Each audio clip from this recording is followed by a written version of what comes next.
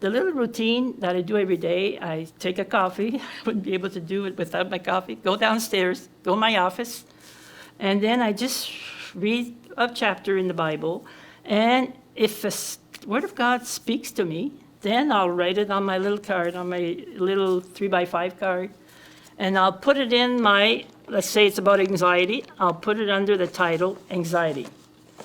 And I did that for many years, and so that's why I've got so many cards. I've got everything, Word of God that talks about love, Word of God that talks about prayer, Word of God that talks about prosperity, salvation, anything. So what happens with that is that whenever I am in a certain circumstance that I find difficult, I go to the Word of God. I go to whether it's finances, forgiveness, that I need to forgive somebody.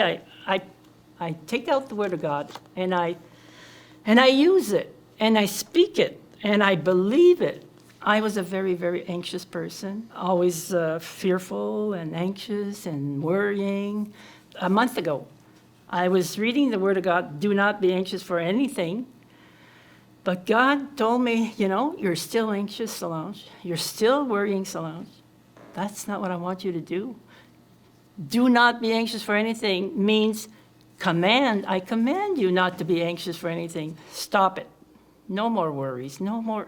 God is going to take care. And I'd like to maybe read the one that cast all your cares upon him. I cast all my cares, anxieties, worries, concerns on you, Jesus, for you care for me affectionately. You care about me watchfully. I really believe that. He sees our faith in the Word.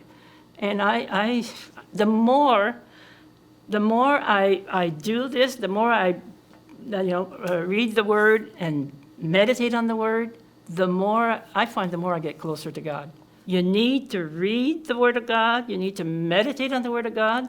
But most of all, you need to obey the Word of God. I wasn't obeying the Word of God. I was always anxious.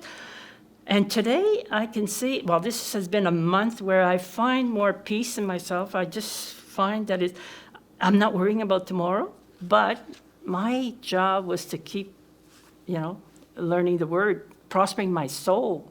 And this is the way I prosper my soul. I just write the Word of God, I read the Word of God, I meditate on the Word of God, and I trust God to handle my life.